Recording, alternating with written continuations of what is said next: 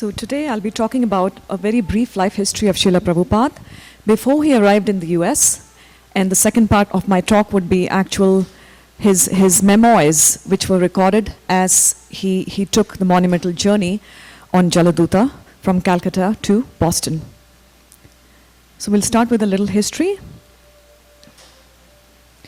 Srila Prabhupada appeared on this planet on September 1st, 1896 in Calcutta, the eastern part of India.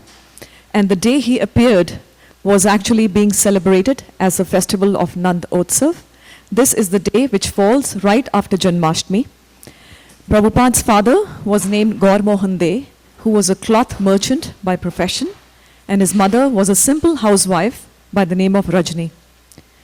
When Srila Prabhupada was born, an astrologer predicted that he would cross the ocean at 70 years of age and become a great exponent of religion and spirituality and open a very large number of temples all across the globe. And this year was particularly interesting because this year when Srila Prabhupada took birth, that was the year when Srila Bhaktivinoda Thakur's book, Chaitanya Mahaprabhu, his life and precepts, was actually accepted into a Canadian university. So that was a very auspicious year, marking the actual start of Krishna consciousness. It is said that when Srila Prabhupada was very young, his father, Gaur Mohan De, would often take him to the local Sri Radha Govinda temple, and little Abhay, as he was known, was seen to be standing in front of the deities, gazing at them for a very large number of time, very long period. And Srila Prabhupada later wrote that this deity was so beautiful with his slanted lotus-like eyes. Srila Prabhupada was very devoted to the deity form of the Lord right from his childhood. He became very attracted to the Jagannath Rath Yatra, and in 1901, when he was just 5 years of age, he had his own Rath Yatra. He gathered the children of the neighborhood. A little mini cart was made. Small deities of Jagannath, Balabhadra and Subhadra were placed on it. And Srila Prabhupada organized the festival and engaged all the ladies in the neighborhood, particularly with the service of cooking for Lord Jagannath in terms of making the offerings. So one can see, even as a child, how serious Srila Prabhupada was about Krishna consciousness. And at the age of 6, his father Gaur Mohan De gave Srila Prabhupada his set of Radha Govinda deities. And from the day he received these deities, Srila Prabhupada would offer them a ghee lamp, bhoga, and put them to rest every single night. So from an age of 6, we have this little boy in front of us who's probably 5. So you can just imagine that's almost close to that age Srila Prabhupada started worshipping his own Radha Govinda deities.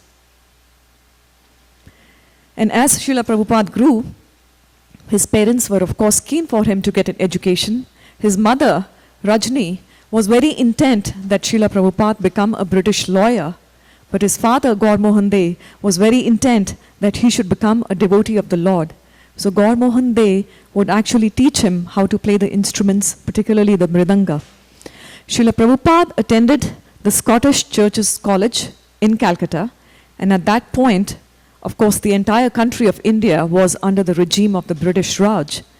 And towards his graduation, close to his graduation in his 4th year, Srila Prabhupada was very reluctant to accept his degree because this degree was being conferred by the British. And at that point, Srila Prabhupada was getting influenced by the national cause of India, and he was trying to advocate as was being advocated particularly by a young revolutionary by the name of Subhash Chandra Bose, who started the INA, the Indian National Army, to revolt against the British. Srila Prabhupada also became very attracted to the teachings of Mahatma Gandhi, who regarded Bhagavad Gita as one of his most important books. So these are some images of Srila Prabhupada's college where he attended his courses.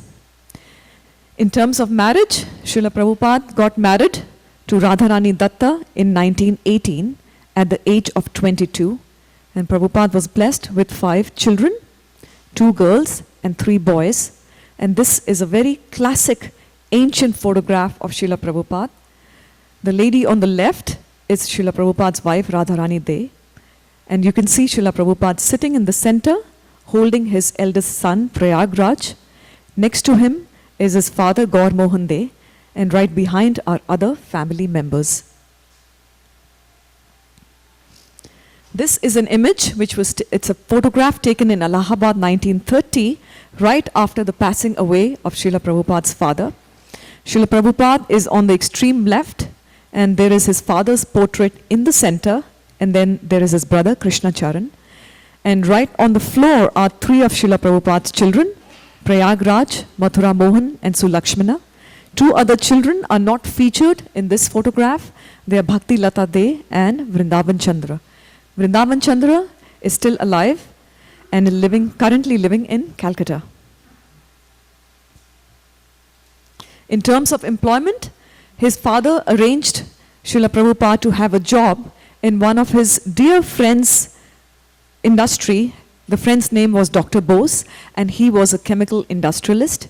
Srila Prabhupada engaged himself by becoming a manager of that particular company, but later he started his own pharmacy stores and started giving medication in terms of pharmaceuticals. And that's just one of the labels that was being used by Srila Prabhupada's pharmacy. You can see it's written Days Pain Liniment. This was a very important turning period in Srila Prabhupada's life. This was the time in 1922, at the age of 26 years, one of Prabhupada's close friend by the name of Naren Malik coaxed Prabhupada to come and meet a very exalted and a very unique sadhu. Initially, Srila Prabhupada was very skeptical because when he was a child, his father would invite different sadhus to their home and feed them prasad. And so Srila Prabhupada was very skeptical about the purity and the sanctity of these sadhus. So when Naren actually told him, please come and meet this particular sadhu, Prabhupada was actually skeptical because he felt that this sadhu would be like all the other sadhus who used to come to his father's home. But somehow or other, Naren was able to convince him, and they both went and met Srila Bhaktisiddhanta Saraswati Thakur, who was actually giving a discourse in an August gathering. And the moment the two young men entered the assembly, Maharaj immediately said, "You are educated young men. Why don't you preach Lord Chaitanya's message throughout the whole world?" So one can see, even before Srila Prabhupada was formally introduced to Bhaktisiddhanta Maharaj, he had already been given his first instruction. And Prabhupada was, of course, taken aback, but he was still representing some level of skepticism. And Abhay actually challenged Bhaktisiddhanta Maharaj, stating, "Who will hear your Chaitanya's message? We are a dependent country. First, India must become independent. How can we spread Indian culture if we are under British rule?" So one can see at this point, Srila Prabhupada was getting influenced by the nationalist movement. He was concerned about India being released from the clutches of the British Raj. And this is the question he posed to Maharaj. And Maharaj countered him and gave an absolutely befitting response, stating, "Krishna consciousness doesn't have to wait for a change in Indian politics, nor is it dependent on who rules India. Moreover, Krishna consciousness is so important, so exclusively important that it cannot wait." And Abhay was immediately struck by the boldness with which Bhaktisiddhanta Maharaj made this statement. And it is said, Abhay at that moment became completely convinced and said to his friend, "He's wonderful. The message of Lord Chaitanya is in the hands of a very expert person." And that very night, Srila Prabhupada accepted Bhaktisiddhanta Saraswati Thakur Maharaj as his spiritual master in his heart of hearts. Later, in 1933, when he was 37 years of age, in the city of Allahabad, Prabhupada accepted initiation from Bhaktisiddhanta Saraswati Thakur, and the new name that was given to him was Abhay Charanaravinda. Abhay means fearless, Charanaravinda means at the lotus feet. In 1950, when Prabhupada was 54 years of age, he retired from married life in order to devote more time to studies, preaching and writing. This was very dear to him. In fact, one of the key turning point in his life was his interaction with his wife.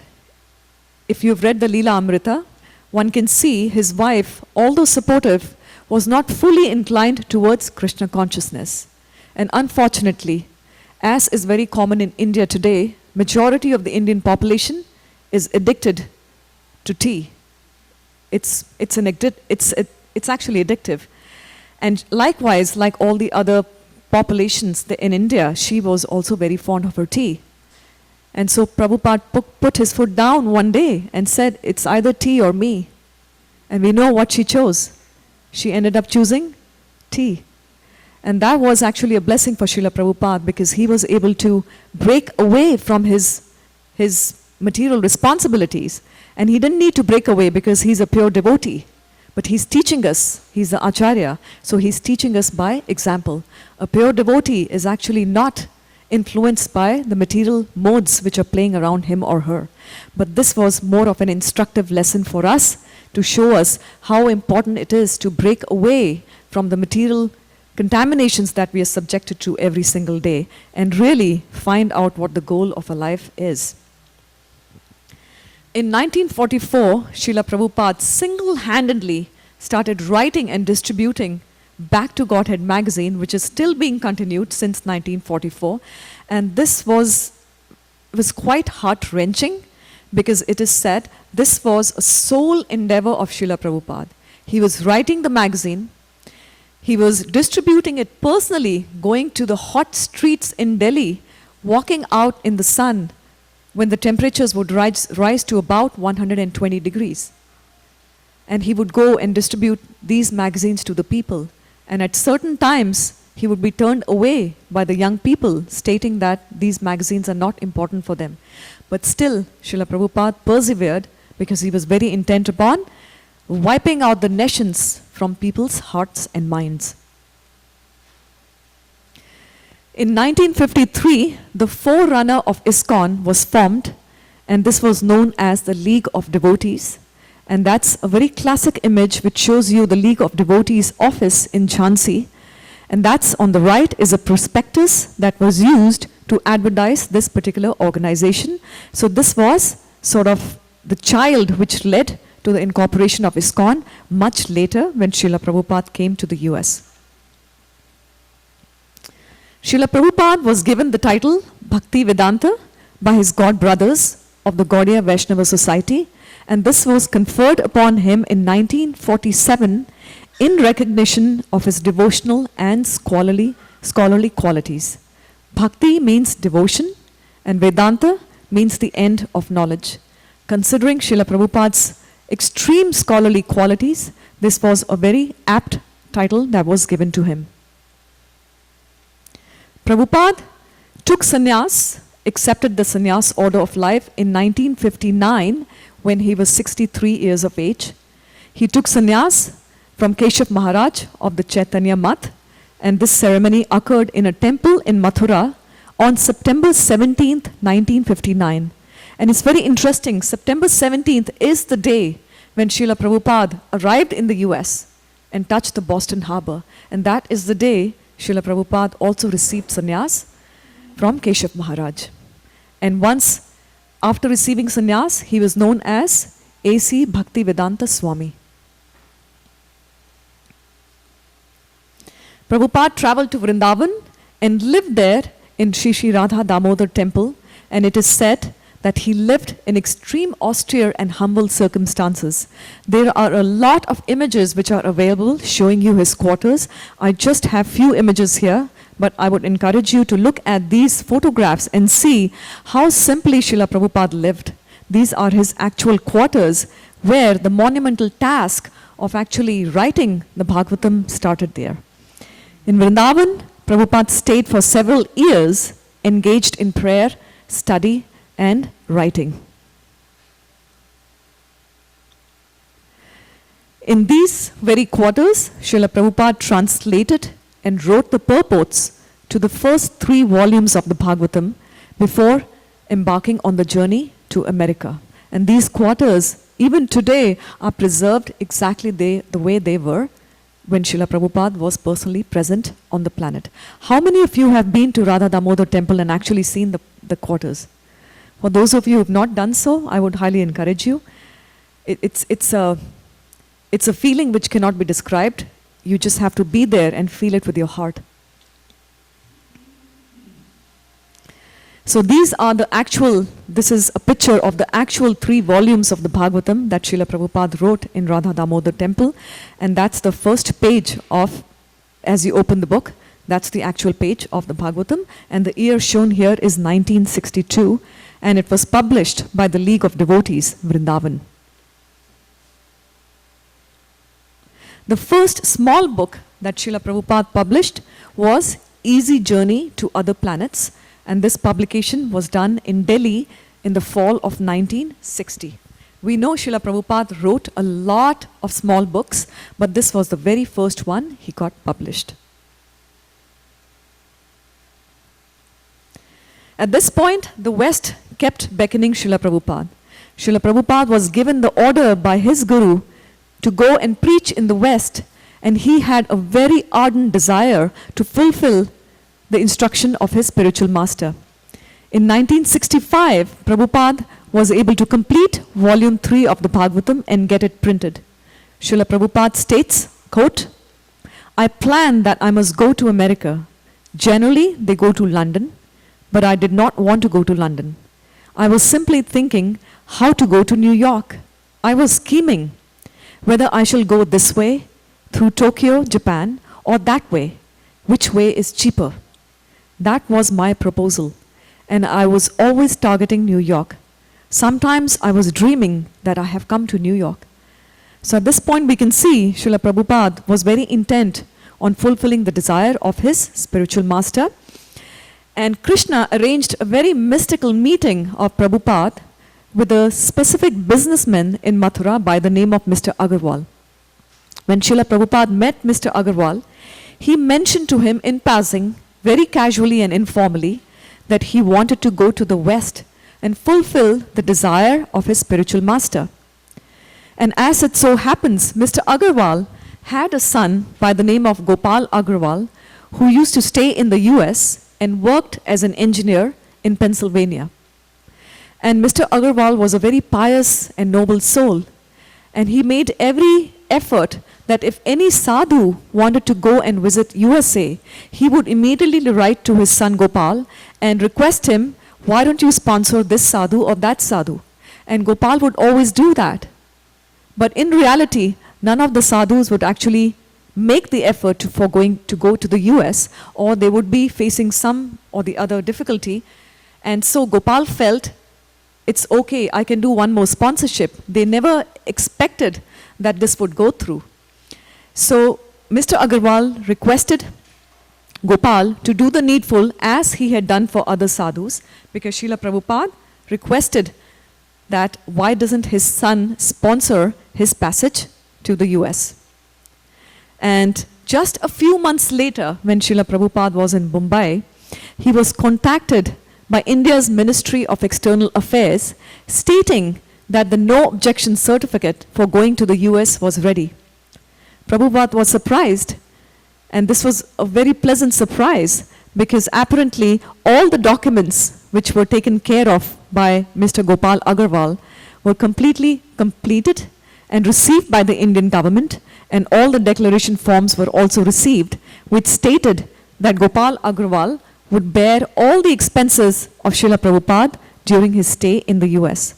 And so with these documents in hand, Prabhupada had finally received the permission to travel. So one can see Gopal Agarwal and his wife, this is an image, His Grace Rameshwar Prabhu was talking earlier in the morning how he met Sally Agarwal. Sally is Gopal Prabhu's wife, and she has very fond memories of Srila Prabhupada, which Prabhu actually shared with us early in the morning. They were very, very sweet. It is said once he received the permission to travel, there were still a very large number of formalities that had to be completed, such as getting a valid passport, a visa, and a P form. And most importantly, how would Srila Prabhupada actually reach US? He needed a way to travel to the US. So we'll see what difficulties Srila Prabhupada went through and how Krishna so kindly arranged everything in place. The passport was not very difficult. With the help of an aide, Srila Prabhupada received his passport on June 10th. And then he traveled to Bombay to seek assistance from a wonderful lady by the name of Sumati Morarji, who was at that point heading the Sindhya steamship liner. This is a navigation company which was responsible for transporting cargo from India to the rest of the countries in the world. And this is a photograph of Sumati Morarji. So that was not the first time that Srila Prabhupada had met Sumati Morarji. In fact, his first meeting with Sumati took place in Kurukshetra in the early 1950s. And Sumati described later that when she met Prabhupada, he was sitting quietly under a tree chanting on his beads.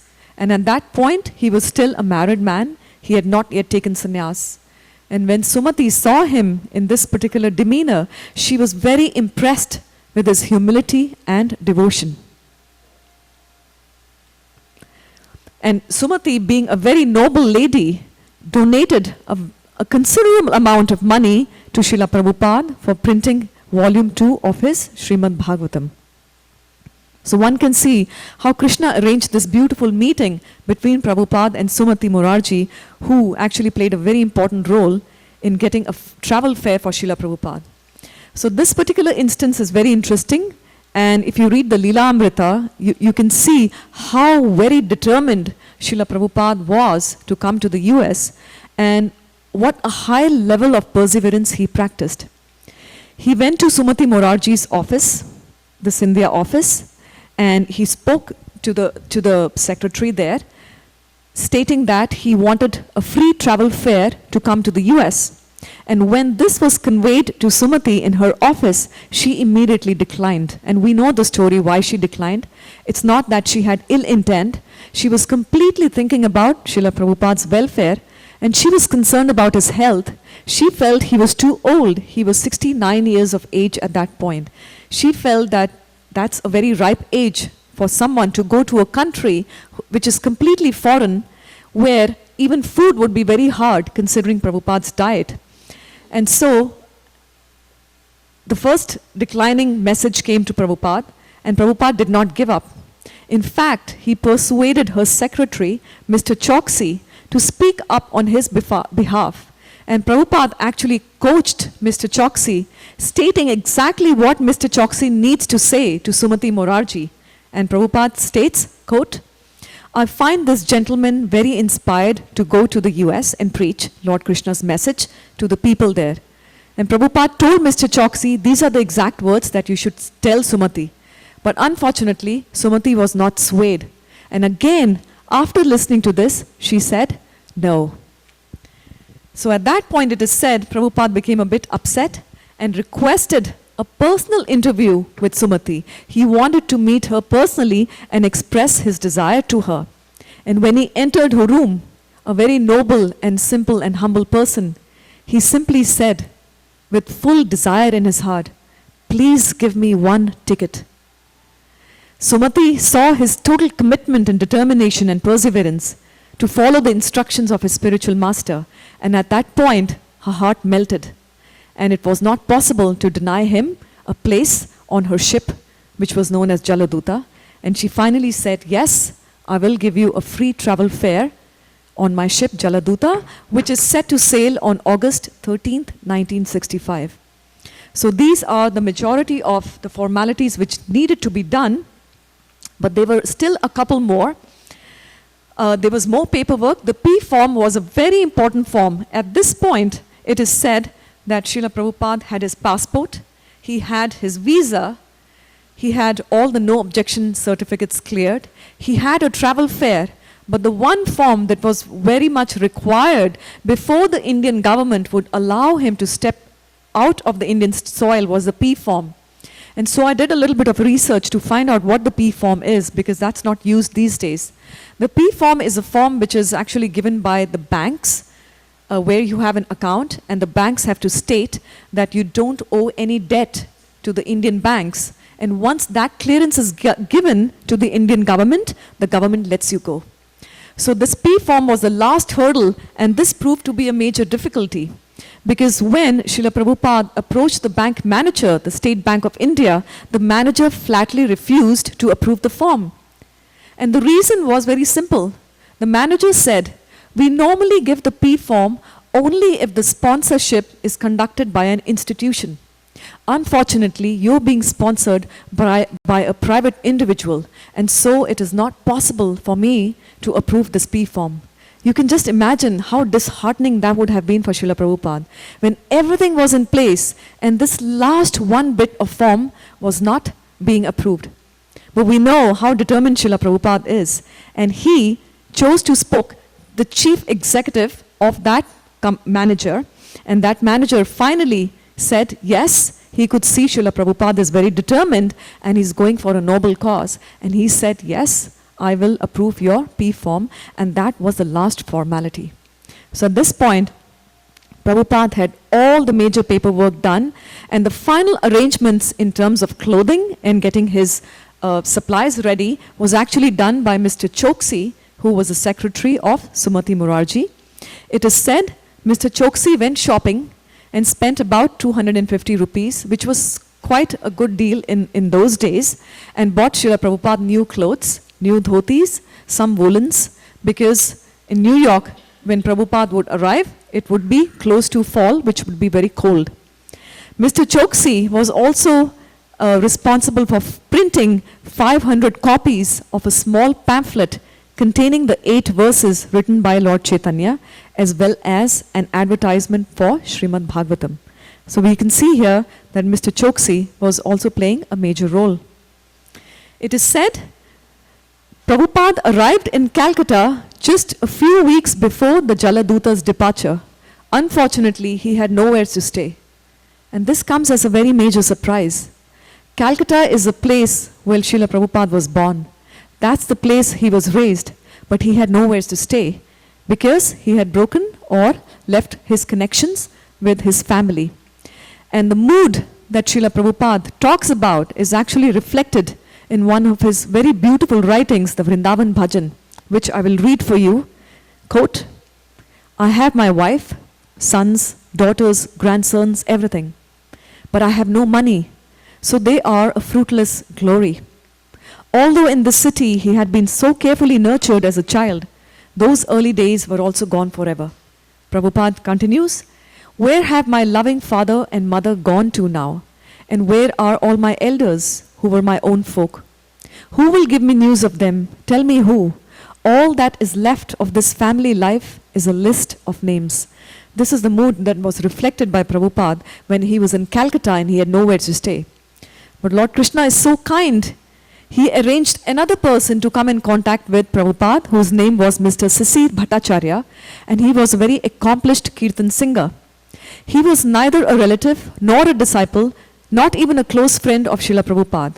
But he happened to meet Prabhupada at the governor's bungalow in Lucknow about a year earlier, and he was completely willing to help Srila Prabhupada. So before set sailing, while he had a few weeks left, he arranged housing for Srila Prabhupada and also went a step further and also arranged some preaching assignments for Prabhupada.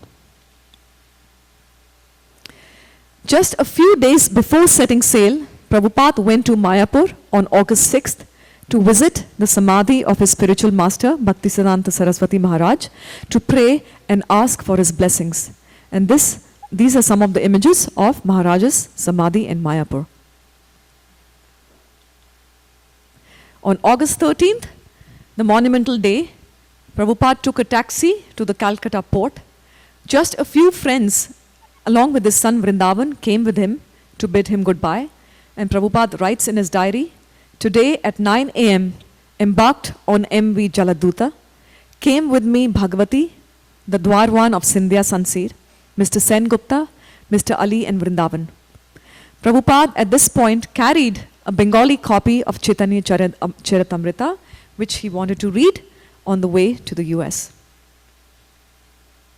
So the baggage, it's very interesting to know how much we all travel today, and we get very disappointed when the airlines say only one piece of baggage is allowed, or if you have to take multiple baggages, there's going to be extra fee. Prabhupada was coming to a completely foreign land, and the baggage that he carried was so simple. It was a small suitcase, an umbrella, a supply of dry cereal, just in case he did not find enough food to eat in the US, and rupees 40. Rupees 40 at that time was just 1 hour's worth of expenditure in the US, and this is what Srila Prabhupada was carrying. But the most important cargo was, of course, his trunk of books. He carried 200 3-volume sets of Srimad Bhagavatam first canto. This was his ammunition. This was what was needed for his preaching purposes in the US. It is said Sumati was such a kind soul, she knew Prabhupada had very strict dietary regulations, so she made sure that all his needs were attended to. She advised the captain of the ship, Captain Arun Pandya, she told him that he should look after Prabhupada very well and encouraged him to get extra vegetables and fruits for the Swami while he was on the ship. So now the second part of my talk is the journey, and this journey is actually completely reflected in this book entitled Jaladuta Diary. For those of you who don't have it, this is a must read, particularly this year, because we are celebrating 50 years of Prabhupada taking this journey. And this diary, or rather a diary, was given to Prabhupada by the Scindia Navigation Company, and Prabhupada was initially using that diary as an appointment book, but later when he set sail, he used the same diary for writing his memoirs. This journey, this epic journey, lasted for 36 days and started on August 13th, 1965 and ended in Boston on September 17th. This was the itinerary that was followed. The ship sailed from Calcutta, touched Colombo in Sri Lanka, then moved back to India in Cochin, passed through the Suez Canal, finally reaching Boston on September 17th, and then New York on September 19th. And you can see the whole track of the 35 days as the ship sailed. So right now I'm going to read to you what Prabhupada has written in the diary. I don't have all the memoirs because that's quite an extensive diary, but I've chosen certain very emotional writings which will reflect to you how Prabhupada was completely relying on Sri Krishna and how what troubles he went through on that journey just so that we could be here sitting like this, improving our lifestyle. So we'll start with August 13th, and I'm just going to read along. These are all Prabhupada's writings, and I'm just going to speak what he has written in that particular diary. The cabin is quite comfortable. It is owner's residence, and therefore the sitting room, the bedroom, and the bath and the privy are all equipped with first-class materials. Everything is nice in the first-class compartment, and thanks to Lord Krishna for his enlightening Srimati Sumati Morarji for all these arrangements. I am quite comfortable. On August 14th, Prabhupada writes, the roughness increased gradually on the upper bay of Bengal, and I felt seasickness. There was vomiting tendency and dizziness, and I felt uncomfortable the whole day and night. The sea was foamy all through. This is a vivid example of God's Maya, because it appears like something, but factually it is something else. So one can see Prabhupada was consistently remembering Krishna as he was sailing through. August 15, woke up and felt a little better, but I felt no hunger. Took only a glass of lemon drink, but the head dizziness is continuing. Up to 10:30, I was in the captain's room, radio room, chatting with the officers. So this is very, very interesting. So Srila Prabhupada had absolutely no tinge of pride. It wasn't like one of those sadhus where he would lock himself up in a room, completely engaged in studying and, meditating all day long. It is said that while he was on Jaladuta, he would interact with all the crew members on the ship, and he would even visit the captain's room and chat with them and start preaching to them right there and then. So that shows Srila Prabhupada's mood, what a universal friend he is to all of us. On August 19th, the ship docked in Sri Lanka in Colombo, and Srila Prabhupada actually got off the ship to see Colombo city. August 20th was a very special day. This was Janmashtami, and Srila Prabhupada celebrated Janmashtami on Jaladuta.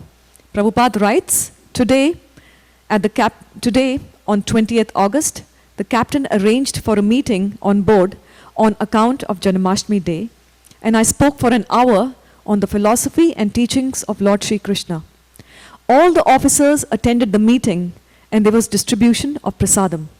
The matter was radiographed to Srimati Sumati Murarji in Bombay.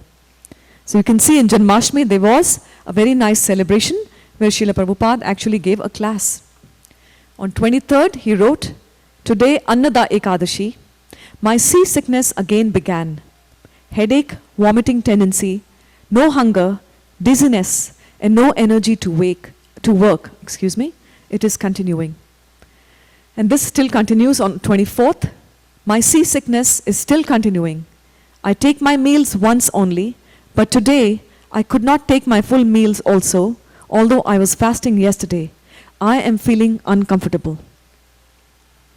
This period of almost a week between August 25th and August 31st was a very dangerous time, and Prabhupada writes in his diary, beginning from today down. This is the period when Prabhupada passed over a very great crisis, and he was on the verge of life and death. And Prabhupada writes, and that's his actual writing from the diary, which states, a separate statement has to be written on this crisis area. So what exactly happened during these 7 days? It is said Prabhupada felt very, very sick. There was rain in the sea. He felt dizziness, headache. There was vomiting, and there was loss of appetite. And at this point, Prabhupada actually suffered 2 heart attacks during this period. There were pains in his chest, and he felt he would die at any moment. But he tolerated all the pains, consistently meditating on the purpose of his mission of fulfilling his Guru's desire to preach in the West. And Prabhupada, although he didn't write in his diary, later he told his disciples that he had a dream. And in that dream, Lord Krishna was seen rowing a boat. And Lord Krishna told Prabhupada that he should not fear, but should come along. Prabhupada felt very reassured by Sri Krishna's protection. And then after that dream, these violent heart attacks never occurred while he was on Jaladuta. On September 6th, Prabhupada continues, today I have taken khichdi and kadhi. It was tasteful, and I took them with relish, and this gave me a push forward to get renewed strength little by little.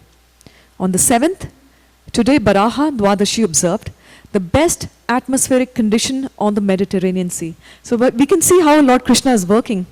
From August 25th to 31st, the sea was very choppy and turbulent, but later it started getting very calm. It got so calm that even the captain of the ship was very surprised that he had never ever seen the Atlantic become so calm in his whole career.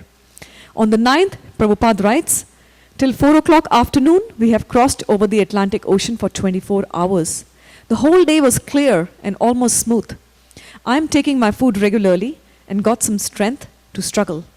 I am feeling slight headache also, but I am struggling, and the nectarine of life of Sri Chaitanya Charitamrita is the source of all my vitality. On September 10th, Prabhupada writes, today the ship is plying very smoothly. I feel better, but I am feeling great separation from Sri Vrindavan and my lords Sri Govinda, Gopinath and Radha Damodar. The only solace is Sri Chaitanya Charitamrita, in which I am tasting the nectarine of Lord Chaitanya's Leela. I have left Bharat Bhumi just to execute the order of Sri Bhakti Siddhanta Saraswati in pursuance of Lord Chaitanya's order. I have no qualification, but I have taken up the risk just to carry out the order of His divine grace. I depend fully on their mercy so far away from Vrindavan. So one can see while he was sailing, Prabhupada was remembering and missing Vrindavan extensively. But he was completely relying on Lord Chaitanya's mercy. As we can see, he was carrying Chaitanya Charitamrita with him. On September 11th, he writes, "The Atlantic Ocean is more kind to me than all other seas so far we have crossed over. It is all Lord Krishna's grace." On the 12th, he writes, "Mrs. Pandya, who is the wife of the captain, has foretold about my future. Thanks to her prediction, all blessings of Lord Krishna for her." In fact, Mrs. Pandya had predicted, she was an amateur astrologer, she had predicted that Srila Prabhupada would pass over a crisis while he was sailing on Jaladuta. And Prabhupada writes, "The crisis which I suppose to have crossed is also mentioned by her. If I have crossed this crisis, then that is goodwill of Lord Krishna, my friend and philosopher." On the 13th, we are getting very close to the destination here. Prabhupada writes, "Today is the 32nd day of our journey from Calcutta. Today I have disclosed my mind to my companion Lord Sri Krishna." There is a Bengali poem made by me today in this connection. Captain tells that they have never seen such calmness of the Atlantic. I said, "It is Lord Krishna's mercy." His wife asked me to come back again with them so that they may have again a calm Atlantic Ocean. If Atlantic would have shown its usual face, perhaps I would have died. But Lord Krishna has taken charge of the ship. On September 14th, he writes, "At 10 o'clock, when I was talking in the captain's room, the chief engineer, Mr. Travers, told me he had never experienced such calm and quietness of the Atlantic Ocean, because there was always typhoons and cyclones and fogs, etc. I said, it is Lord Krishna's grace. If such things as usual in Atlantic would have taken place, I would have died." On the 15th, he writes, "Today, 34th day of our journey. As usual, I rise up at 3 a.m. Even while he was sailing in Jaladuta, Prabhupada was following his daily morning program. There was rainfalls at intervals, but after 4, the sky became clear and there was bright sunshine. I was engaged in reading Kaliya Daman Leela from Srimad Bhagavatam, especially the prayers of Srimati Nagapatnis and the last appealing prayer by Kaliya." September 16th, Prabhupada writes, "Today is the 35th day of our journey. The first officer told me that never had such experience of the Atlantic, as was written earlier. I said, yes, it is all Lord Krishna's grace, because he has taken charge of the ship. The ship is stopped completely at about 6 p.m. on account of dense fog. Be Lord Krishna pleased to get out of this fog. By the grace of Lord Krishna, the fog was cleared after 2 to 3 hours and the ship started. The whole night was non-disturbing, and today, on the 36th day of our journey, we reached safely Boston port at 5:30 a.m. in the morning on September 17th. We are now on the dockyard of Boston. The custom officers and others came on the ship. They have now issued the admittance permission after due checking. I saw the Boston town with the captain. It is very nice, and I shall describe it in a separate note." And that's Srila Prabhupada's actually embarking on the Boston pier. On September 18th, Prabhupada writes, "Today is the 37th day of our journey, and at 4 p.m. we left Boston port for New York. In the morning, I had telephonic talks with Gopal Agrawal in Butler, and he said that his man will receive me at New York and dispatch me to Butler by bus or train as convenient." So Prabhupada's final destination was, of course, New York, which was reached on September 19th. And Prabhupada writes, "Today is the 38th day of our journey, and we reached New York port at 12:30 p.m., about 3 hours later than the scheduled time." So this was the extreme important journey that Srila Prabhupada undertook just for us, and this lasted for almost 36 days. And on September 17th, he touched Boston first, and on September 19th, he was based in New York, from where he went to Butler. And of course, the rest is history. We'll not be discussing exactly what happened after that, because this talk is primarily based on the journey.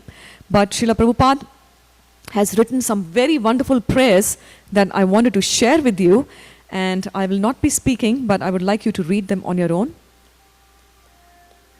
These are prayers to the lotus feet of Krishna, written on September 13th, 1965.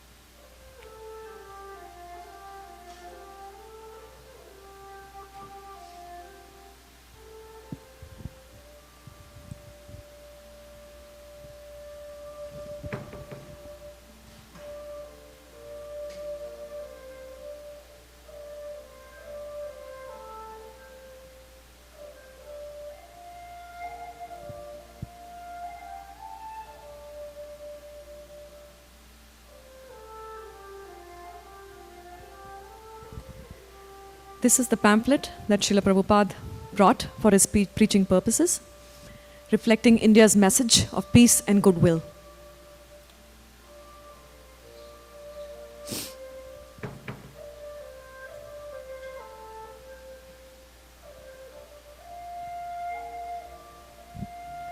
Prabhupada wrote a letter to Sumati Morarji on 27th October 1965, thanking her for her effort and requesting her to start a preaching program. Prabhupada states that she lived like a tapaswini, a sage, and that she is a very noble soul.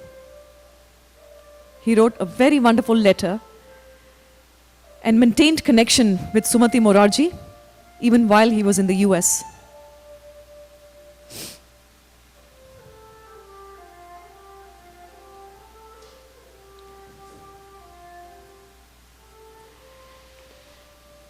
Prabhupada ended the letter by saying, "It is the duty of every Indian, especially the devotees of Lord Krishna, to take up the matter."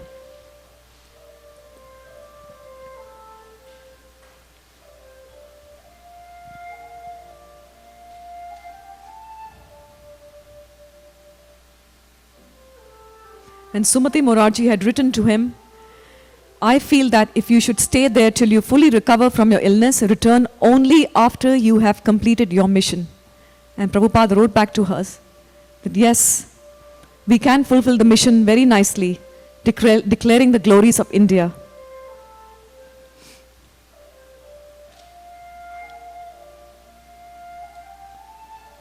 Prabhupada stayed in touch with Sumati, mainly through letters, and they wrote to each other until Prabhupada's passing away in November 1977.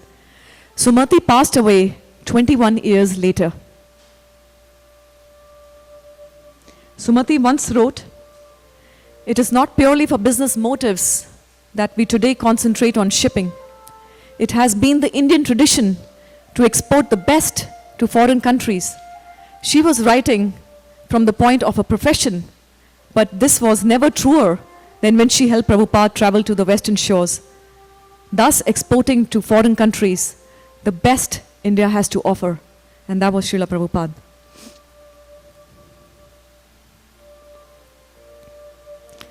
This has been Srila Prabhupada's motto that we should follow throughout our lifetimes. Preaching is the essence, purity is the force, books are the basis, and utility is the principle.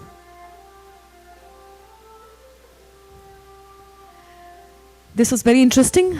Prabhupada was seeing the future, sitting on a park bench in New York City in conversation with an acquaintance. Prabhupada said to that man, "We have so many temples, so many devotees, and so many books. There is just time separating us." And at that point, there was nothing. But Prabhupada could foresee all this happening in the near future.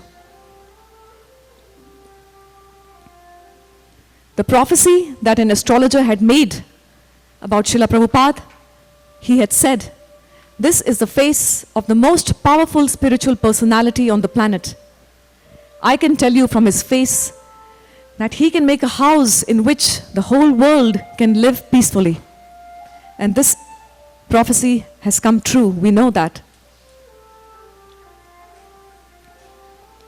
ISKCON, the culmination of the success of Srila Prabhupada, the International Society for Krishna Consciousness, was incorporated in New York City on 13th July 1966.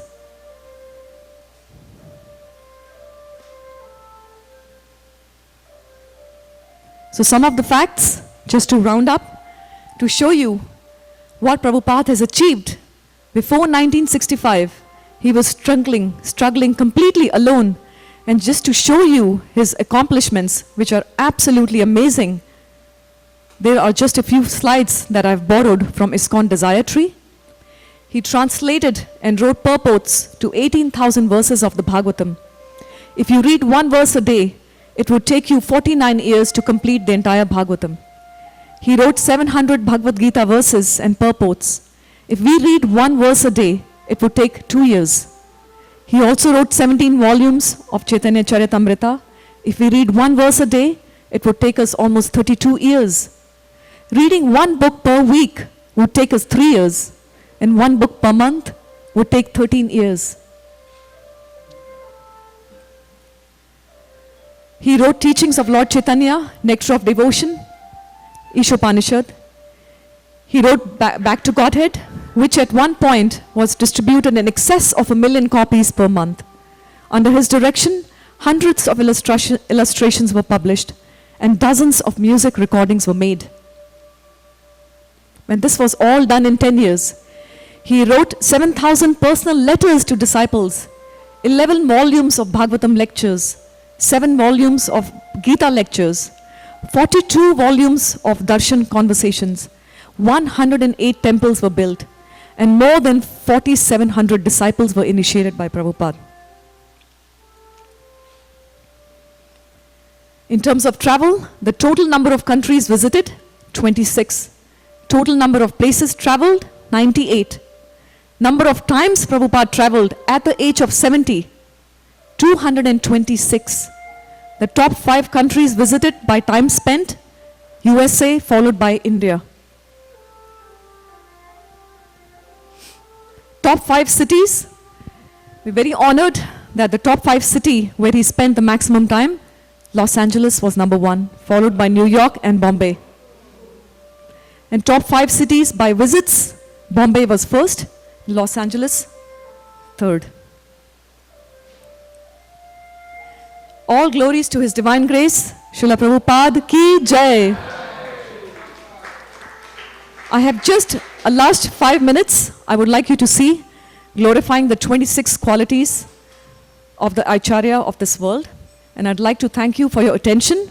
Please do forgive me if there were any discrepancies. I tried my best, and I know there are a lot of Srila Prabhupada's disciples, and I would like to be corrected if there were any mistakes. But these are some of the sites where I gathered all the information. And now I would like to share with you the last 5 minutes talking about Srila Prabhupada's 26 qualities.